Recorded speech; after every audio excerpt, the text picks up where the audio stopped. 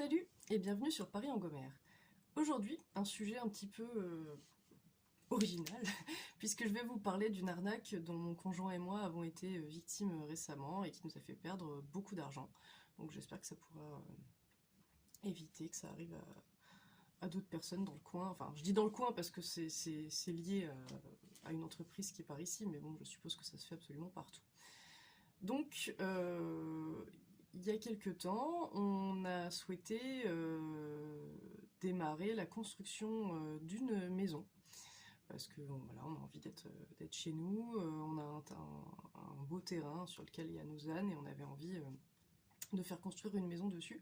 Moi, c'était mon rêve depuis toute petite de faire construire une maison selon des plans que j'aurais dessinés. Donc voilà, on avait imaginé des plans et fin 2020, donc je dirais vers octobre-novembre, on a commencé à chercher des entreprises pour leur demander des devis, pour voir ce qui était faisable, sachant qu'on avait un budget limité, parce qu'on voulait faire ça avec une somme d'argent dont on disposait, mais sans prendre de crédit, parce qu'on n'est pas tellement en position d'obtenir un crédit. Voilà. On a eu peu de réponses, hein, et on a mis ça sur le compte de la pandémie parce qu'il y a beaucoup d'entreprises qui sont vraiment sous l'eau, qui ont fermé, ou alors qui sont très très en retard sur leur chantier, ou qui ne pouvaient tout simplement pas prévoir tellement le coût des matériaux, donc qui étaient un peu embêtés pour pouvoir faire des devis, qui préféraient différer du coup les nouveaux contrats, les nouveaux chantiers. Mais dans les réponses qu'on a eues, et puis je pense qu'il y en a beaucoup qui nous ont pas répondu parce qu'en voyant notre budget qui était quand même assez bas, ils se sont dit bon, c'est même pas la peine de leur répondre. Ce qui est dommage, hein, parce que bon, on aurait préféré, ça nous aurait peut-être poussé à être un petit peu plus méfiants si on avait eu des réponses en ce sens disant non non mais là vraiment c'est mort, vous n'avez pas les sous pour faire un truc aussi gros, voilà. Mais on n'a pas eu ce type de réponse. On a eu des réponses un petit peu évasives, genre on verra plus tard, pour l'instant on peut pas, on vous recontacte dans quelques mois, ou alors un type qui est passé, qui nous a dit ouais je vais voir, et puis qui nous a jamais renvoyé le devis. Et on a une boîte qui a été assez réactive et qui nous a très vite recontacté, qui s'est vite déplacé pour voir notre terrain, et qui nous a expliqué que c'était une entreprise assez récente, mais néanmoins dirigée par un artisan charpentier qui était, lui, très expérimenté. On a pu voir des articles dans la presse qui vantaient la qualité de son travail, donc ce type a effectivement exercé en tant que charpentier, en travaillant a priori correctement. Donc ça nous a vraiment rassurés, quoi. Et ils nous ont expliqué que jusqu'à présent, ils faisaient des structures plus petites, donc des chalets de jardin, des mobil-homes, des petits chalets en fait, voilà, d'habitation, mais de vacances, on va dire. Et que là, ils se lançaient, vu leur succès, dans la construction de résidences principales, donc toujours de chalets en ossature bois, mais un petit peu plus grand, avec une méthode préfabriquée qui leur permettait d'avoir des coûts très bas.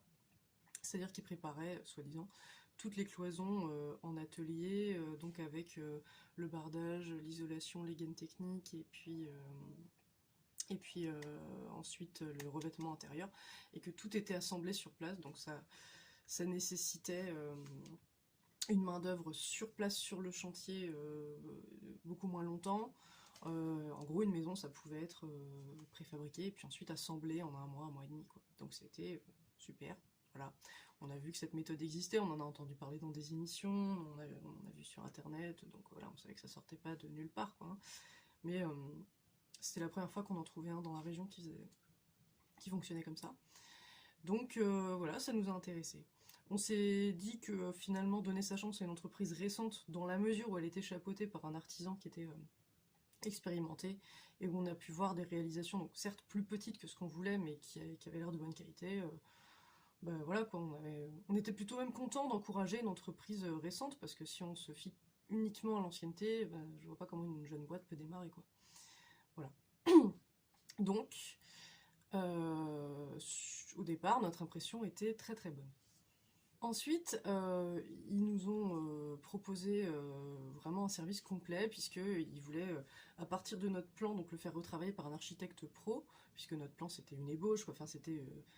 là, on n'a pas les codes standards et tout, donc là ils en faisaient un plan professionnel, et ensuite ils montaient eux-mêmes le dossier de demande permis de construire, donc c'était chouette, ça nous évitait la paperasse, ça nous évitait de nous poser des questions sur les réglementations en vigueur, etc. Donc c'était super. Et comme, alors là pour le coup, comme la plupart des entreprises de construction qu'on a pu contacter, à partir de l'obtention du permis de construire, on paye un acompte de 30% du projet. Donc ça nous a pas inquiété.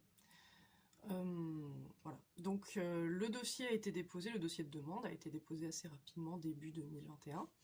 Et on a obtenu le permis de construire au bout de même pas 1 mois et demi, donc ça a été très très rapide. Et on était super contents parce qu'on se disait que voilà, ça allait très très vite, on s'attendait à poireauter longtemps pour côté administratif, quoi, hein, pour obtenir le permis de construire, et puis non. Donc super. Donc là on a versé gaiement un gros acompte, sachant que le permis de construire nous a été octroyé sous réserve qu'on remplace les tuiles par des ardoises, donc c'est plus cher. Et ça nécessite une charpente plus pentue et plus de main d'œuvre pour les poser. Donc le constructeur, enfin l'entreprise nous a prévenu qu'il y aurait un surcoût. Ils ont fait le devis très rapidement.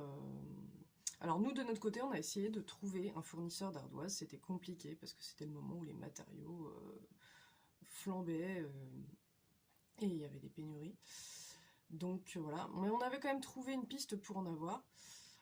Quand on lui en a fait part, il nous a dit tout de suite non mais vous en faites pas, c'est bon, j'ai vu avec mes fournisseurs, je vais pouvoir m'en procurer, ce sera plus simple, ce sera moins cher, ce sera plus rapide en passant directement par moi. Bref, il a su nous rassurer. Et donc encaisser un surcoût sur la compte, puisque la compte du coup ne correspondait plus à 30%, puisque le devis total a quand même pas mal augmenté. Voilà, donc deuxième versement d'argent à cette société. Mais j'ai envie de dire, à ce stade-là, on n'avait pas vraiment de raison d'être inquiet, quoi. Tout semblait quand même se justifier. Voilà. Donc, comme on avait obtenu le permis de construire, on a cherché à faire les fondations, puisque cette entreprise, normalement, ne faisait pas de maçonnerie. Donc, on a fait faire un devis par un maçon du coin, qui nous semblait correct. Enfin, c'était à peu près ce à quoi on s'attendait. Simplement, le gars nous a expliqué qu'il serait pas dispo tout de suite, quoi, hein, parce qu'il était très demandé, très en retard, voilà. Donc, bon, on était un petit peu déçus. Et puis là, l'entreprise nous dit, mais en fait, nous, on cherche à proposer une offre de service encore plus complète, donc on a trouvé un maçon de notre côté avec qui faire affaire, et si ça vous intéresse, on peut vous faire un devis pour les fondations. Et du coup, il y aurait moins de coordination, ce serait moins compliqué, nous, il serait dispo tout de suite, donc voilà quoi, passer par nous, ce sera peut-être avantageux. Bon, ok, donc on leur demande de nous faire un devis. Le devis tombe à peu près à égalité avec le devis qu'on avait déjà. Il y avait peut-être 100 ou 200 € de moins, donc bon, tant mieux. Et en plus, ils étaient dispo plus rapidement, donc forcément, on a fait affaire avec eux. Donc là, on est en juin 2021, et donc il y a un maçon qui se pointe, qui fait des trous pour faire des puits en béton, des trous, des puits en fait, pour les bétonner, et avec de la ferraille qui sort, qui devait être coffrée, puisque notre maison devait être sur pilotis, notre terrain est en pente. Donc voilà, ça devait être des plots en béton, avec des pilotis coffrés, et puis la maison qui surplombe la pente en fait. Voilà. Bon, donc après on sait qu'il y a quand même environ 1 mois de séchage. Ça nous paraissait, enfin on s'était renseigné, donc oui, ok, 1 mois de séchage. On a juste été surpris qu'ils ne coffrent pas la ferraille dans la foulée, quoi, les pilotis, puisque du coup ça aurait profité de l'été pour sécher. Mais bon, le gars a juste fait les puits en béton. Avec le recul, on se dit qu'en fait, si ça se trouve, il n'est pas revenu parce qu'il n'a pas été payé par l'entreprise. C'est fort possible.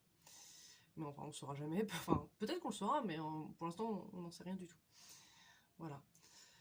Donc, fin juin, début juillet, on a ces fameux puits qui sont bétonnés avec de la ferraille qui en sort. Et puis, on n'a pas trop de nouvelles, quoi. Donc, on essaie d'en prendre. Et pour savoir quand est-ce que la suite du chantier va se faire. Donc là, on nous informe que l'entreprise va être fermée tout le mois d'août.